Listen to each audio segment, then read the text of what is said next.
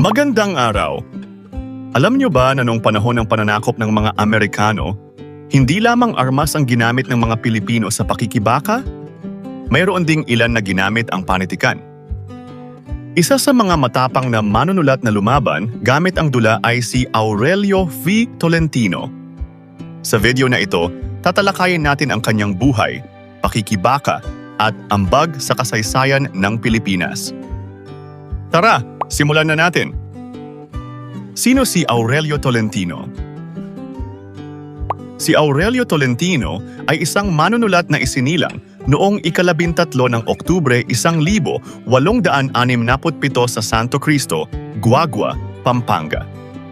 Minana niya ang kanyang husay sa pagiging manunulat sa kanyang ama na si Leonardo Tolentino, isang mandudula at direktor ng mga komedya. Ang kanyang ina naman ay si Patrona Valenzuela. Maaga pa lamang ay nahubog na ang talento ni Aurelio sa pagsusulat. Nagtapos siya ng lisensyado en letras sa Colegio de San Juan de Letran at nag-aral din sa Universidad ng Santo Tomas. Bagamat siya ay Kapampangan, sumulat din siya ng mga makabayang akda gamit ang wikang Tagalog at Espanyol. Pakikilahok sa himagsikan. Hindi lamang sa panulat nakibaka si Tolentino.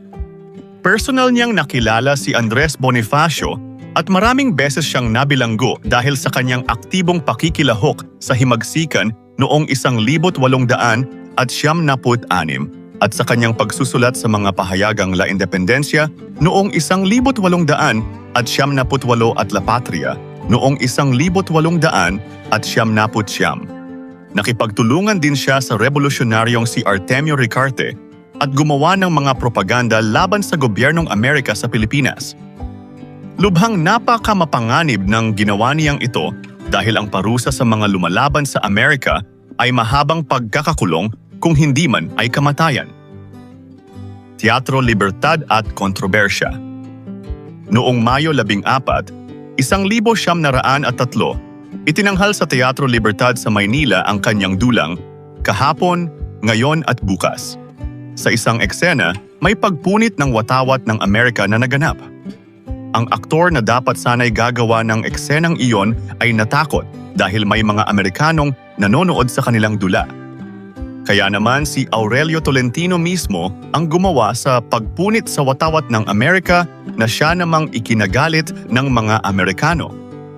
Dahil dito, kinasuhan ng sedisyon ang lahat ng nasa likod ng dula, ngunit inako ni Aurelio Tolentino ang kasalanan. Kaya naman siya lamang ang nabilanggo hanggang 1912. Mga huling ambag. Hindi naging hadlang ang pagkakakulong ni Aurelio para patuloy na maghimagsik laban sa mga Amerikano. Nang siya ay makalaya, sumulat siya ng isang dula na pinamagatang Ang Bagong Kristo, na tumatalakay sa pakikibaka ng mga manggagawa. Itinatag din niya ang El Parnaso Filipino, isang paaralang nagtuturo ng wika at panitikang Tagalog.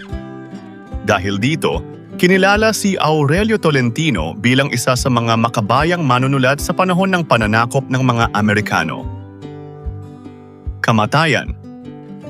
Pumanaw si Aurelio V. Tolentino noong Hulyo 5, 1915 sa gulang na 45. Ang mga akda ni Aurelio Tolentino at ang ipinakita niyang katapangan ay patuloy na nagpapaalala sa atin na ang panitikan ay hindi lamang para basahin. Ito ay maaari ring maging sandata ng paglaban para sa kalayaan. At dyan, nagtatapos ang ating aralin tungkol sa buhay ni Aurelio Tolentino, isang matapang na manunulat na lumaban gamit ang panitikan noong panahon ng mga Amerikano. Kung nakatulong sa iyo ang video na ito, huwag kalimutang mag-like, mag-subscribe at i-click ang notification bell para lagi kang updated sa mga susunod naming videos. Hanggang sa muli, maraming salamat sa panonood.